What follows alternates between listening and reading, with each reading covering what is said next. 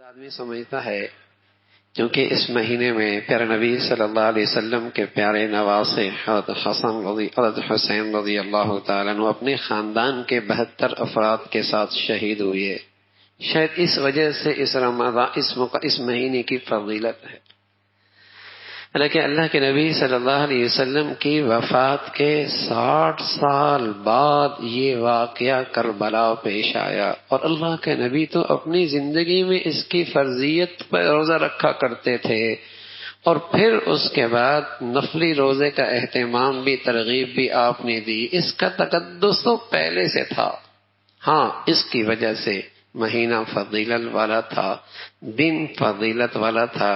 حضرت حسین کی شہادت کو 2 چاند اور لگ گئے، انہیں مرتبہ اور مل گئی. یہ ہے. تو آپ علیہ الصلوۃ والسلام نے اس مہینے میں جو عمل کیا وہ یہ کیا کہ روزہ رکھا، اور ایک اور ہدایت بھی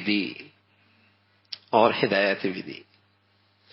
آپ نے فرمایا یہودی چونکہ روزہ رکھتے ہیں 10 کا، تو ہم ان کی مشابہت اختیار نہیں کریں گے. ہم 9-10 رکھیں گے، ایک روزہ بڑھا دیں گے اس کے ساتھ. یعنی آپ کو یہ بھی پسند نہیں کہ میری امت، میرے ماننے والی کسی اور قوم کی مشابہت اختیار کرے، چاہے وہ عبادت ہی کے اندر کیوں نہ ہو.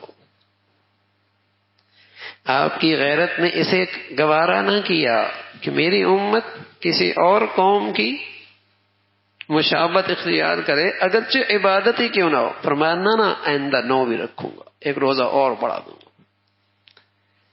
پھر آپ علیہ الصلوۃ والسلام کا یہ مبارک ارشاد بھی ہے، من تشبہ بقوم فہو منہم، جو جس سے مشابہت اختیار کرے گا قیامت میں انہی کے ساتھ اٹھایا جائے.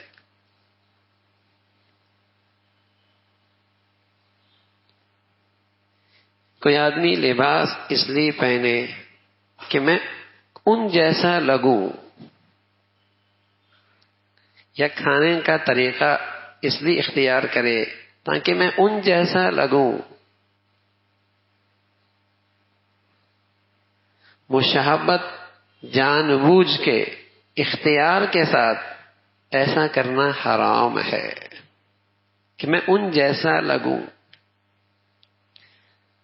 یہ جو مشابہت ہے کہ اختیار کے ساتھ، ارادے کے ساتھ کسی غیر قوم کی مشابہت اختیار کرنا، یہ جو مشابہت اختیار کی جاتی ہے، اس مشابہت سے پہلے ان کی عظمت دل میں آتی ہے، ان کی محبت دل میں آتی ہے، پھر ان کا طریقہ اس کی زندگی میں آتا ہے، اور یہ دینی غیرت کے خلاف ہے، یہ ایمانی اسلامی غیرت کے خلاف ہے.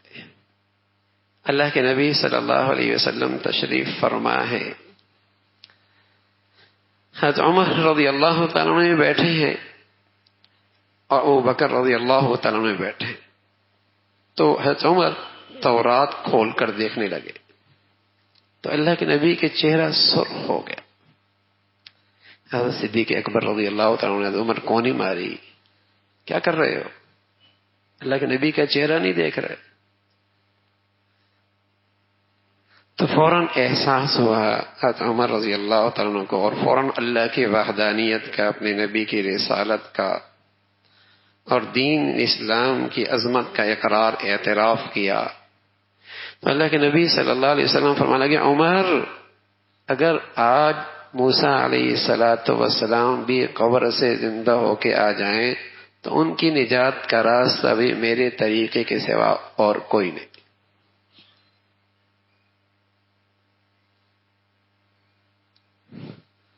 اپنے زمانے کے سکے تھے، اب یہ شریعت محمدیہ کا کھرا سکہ ہے. اب نجات کی شکل صرف یہی ہے، جس کا طریقہ اس سے میل کھائے گا وہ عمل اللہ کے یہاں قبول ہے.